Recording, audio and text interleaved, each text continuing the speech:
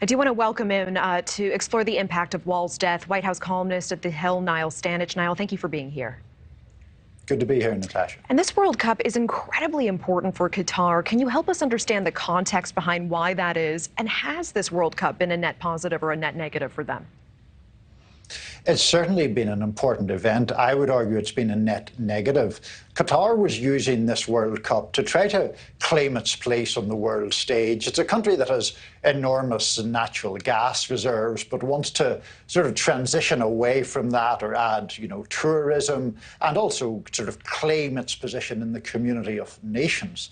The problem is that the spotlight that it itself sought has exposed lots of very negative, indefensible policies, be that in relation to gay people, be it in relation to the treatment of women, be it in relation to the treatment of migrant workers. The Guardian newspaper in Britain calculated that between the World Cup being awarded to Qatar in 2010 and 2020, 6,500 migrant workers had died there. I mean, it's an appalling situation, which has now been fully exposed as a result of the media spotlight. Yeah, and we just heard Ryan going through some of the history here. Has the decision for it to be the host of, or rather Qatar to be hosting, been rife with controversy from the very beginning? Because we were tracking the U.S. Department of Justice alleging bribes were paid to even secure those votes 12 years ago.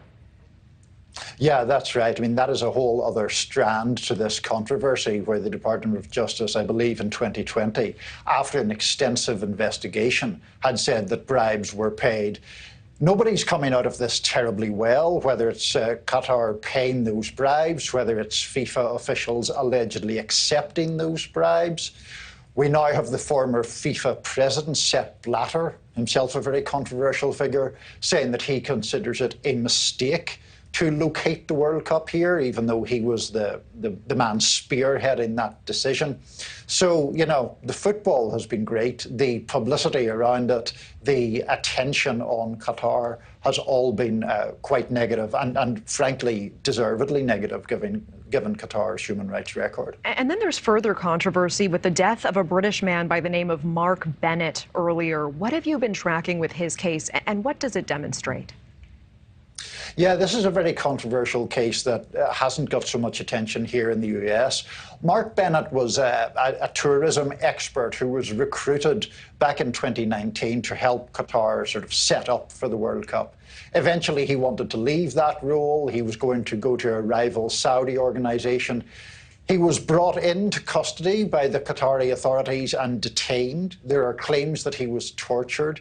At the end of 2019, he died. Now, the official version from Qatar is that he died by suicide. His family has never accepted that. The coroner in the UK did not accept that. I think his case may quite possibly get renewed attention because of Grant Wall's unfortunate passing.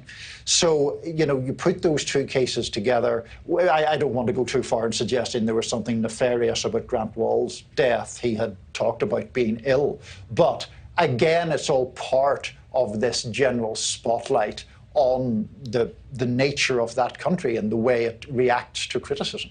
And you mentioned the president of FIFA saying he regrets giving that tournament to Qatar. Do you think we can expect any consequences or ripple effects following this long list of issues from this year's World Cup? I don't expect there to be consequences in the direct sense. I don't even really know what that would exactly look like. But there are certainly reports that even the Qataris are questioning whether this was a good investment for them. I mean, they've spent billions and billions of dollars in hosting this tournament. It has brought to the surface all of the issues we're talking about. So even though I don't necessarily think there are direct consequences, I think there are very clear indirect consequences that are negative, as I say, deservedly negative for Qatar, because we're all paying attention to these issues in a way that we wouldn't have been had the World Cup not been there. I hear you. Niall Stanage, appreciate the context. Thank you for your time. Thank you for watching. Go to newsnationnow.com to find NewsNation on your television provider. And don't forget to click the red subscribe button below to get more of NewsNation's fact-driven, unbiased coverage.